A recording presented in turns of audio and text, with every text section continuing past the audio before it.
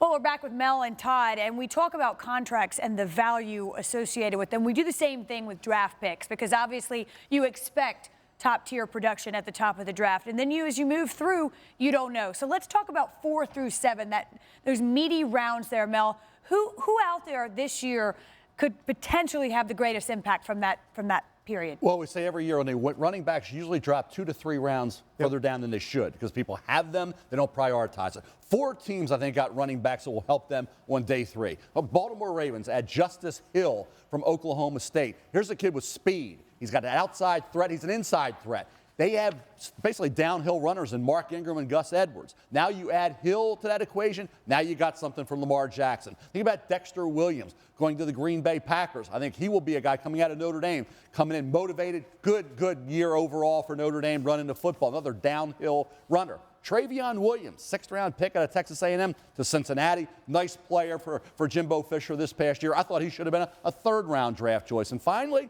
I think when you look at Rock Armstead going to Jacksonville, we know Leonard Fournette's kind of got to be fixed. Rock Armstead, hey, needs some more reps catching the football, but one thing he will do is break tackles and run hard, and he ran a 4.45 40, which shows he has that outside ability. Rock Armstead could be a key guy for the Jacksonville Jaguars. Yeah, there are a bunch of guys that would actually surprise and probably shouldn't have been surprised because it's such a deep class. But I'll start with Riley Ridley, wide receiver Chicago took in the 4th round. Remember, they didn't have their first 2 picks. They used them to bring in, obviously, very good players. But the 4th round, Riley Ridley for Mitch Trubisky, you've got a receiver who's a veteran. He knows what he's doing in terms of route running. He's one of the more physical guys. I'm not saying he's Juju Smith-Schuster, but he's that kind of player where he plays faster than the time speed. His workout wasn't great at the combine, and that's why he winds up falling. But Trubisky's going to like this guy. As a number 3, number 4 option for a team that's really struggled over the years to get it right with wide receiver in the draft. Tommy Sweeney from Buffalo is another guy coming out of Boston College. 7th-round pick. I at one point thought he was going to be somewhere in the 4th-round range. He has the best hands, I think, of all the tight ends. He can catch in traffic. He's tough. He has a tremendous work ethic. He's going to show up, and I think the Bills, who are tight end deficient and drafted 2 tight ends, Sweeney being the 2nd of the 2, I think Sweeney is going to wind up making the team as a 7th-round pick.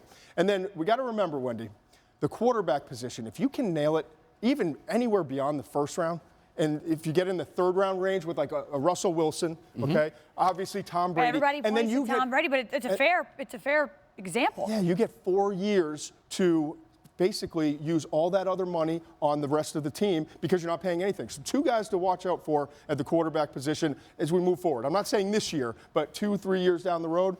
Ryan Finley from NC State. The Cincinnati Bengals get him in the 4th round. I think he could wind up beating out Andy Dalton, and Andy Dalton has no dead money left on his contract, which has 2 years. Ryan Finley is pro-ready. It's going to be an interesting race between these 2 over the next 2 years. And then the other quarterback that you look at, Jarrett Stidham.